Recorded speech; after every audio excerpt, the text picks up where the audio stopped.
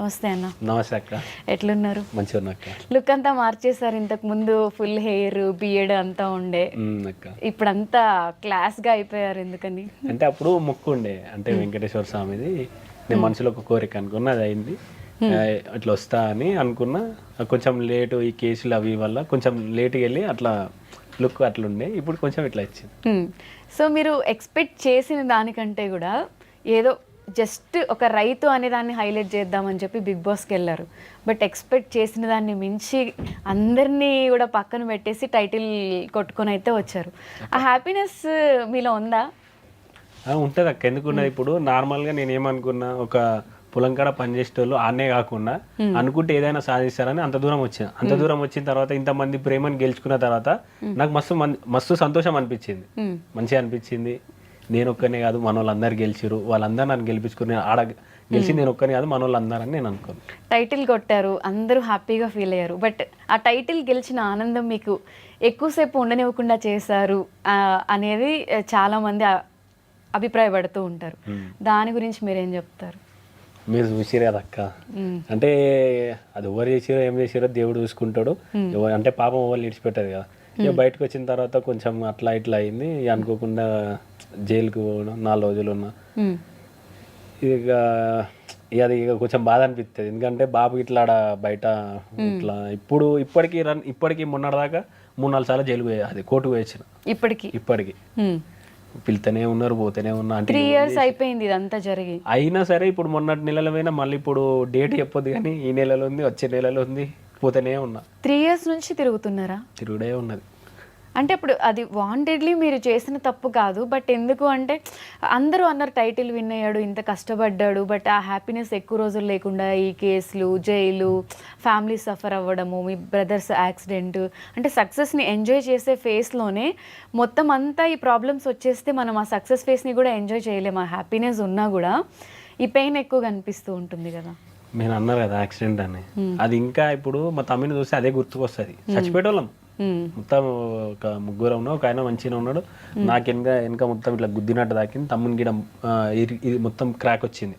Operation చేస్తేనే ఇట్లా, లేకపోతే ఇక్కడ నుంచి ఒకటే కనిపిస్తుంది, చూస్తాడు తప్ప ఇదంతా ఇట్లే ఉంటుంది, చలనం లేకుండా ఉంటుంది అని చెప్పారు. అప్పటికి నాకు ఇట్లా అనిపించింది. తెల్లారితే వాని బర్త్డే ఆడెంతో చేసుకుందాం అనుకున్నాడు. చూసేవారికి బెడ్ మీద బర్త్డే జరుపుకున్నారు ఇట్లా ఉన్నదని నేను బయటకు వెళ్ళిపోయినా. అనిపించింది అసలు బిగ్ బాస్ కి అనవసరంగా వెళ్ళాను అంటే. బిగ్ బాస్ కాదు, ఆడ ఆపద ఉందని మనం తోలుకొని పోయినా. డ్రైవింగ్ చేస్తాడు మన తమ్ముడే కదా అని, ఆడ వేరేటోళ్ళు ఆపద ఉన్నది ఇట్లా హెల్ప్ చేయాలంటే మేము హెల్ప్ చేసి తిరిగి వస్తుండగా అయింది. మళ్ళీ ఒక 2 నిమిషాల ఇంటికి పోతాం అనగా అయింది అట్లా.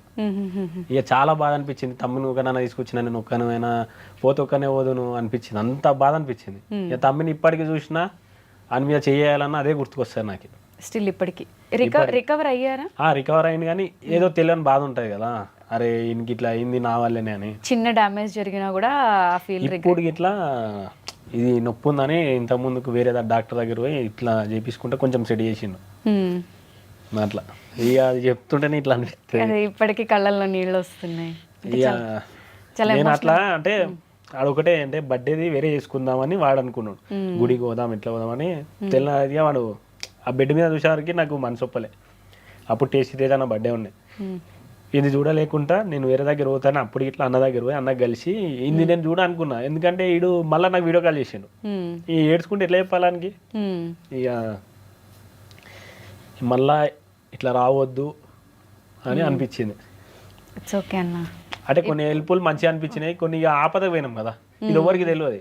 హెల్ప్ చేసి రిటర్న్ వస్తున్నప్పుడు ఇలాంటి సిచ్యువేషన్స్ మనం ఎక్స్పెక్ట్ చేయము.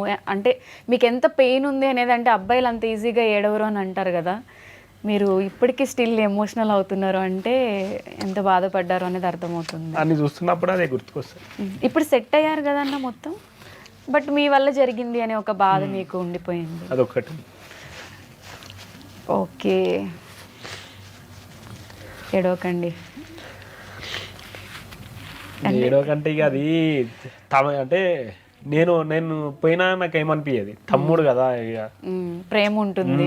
అంటే మా అదృష్టం ఏంటంటే కారు అటు 3 పల్టీలు పడ్డ తర్వాత ఒక టాటా ఏసి వచ్చింది. అంటే ఇట్లా వచ్చి రాగానే లైట్లు కనిపిస్తున్నాయని ఒక ఆయన దిగి డోర్ తీయంగా నాలుగు వచ్చేసినాం. వచ్చేసిన తర్వాత ఇట్లా పట్టుకున్నాడు. తర్వాత ఇట్లా అంటలేడు ఇంకా. వాళ్ళు పొద్దున మమ్మల్ని కలుద్దామని ఇంటికి పోయారంట. వాళ్ళు ఒకటే మాట, నాన్న పొద్దున కలుద్దాం అనుకున్నాం అన్న, ఇట్లా కలుస్తాం అనుకోలే అన్న.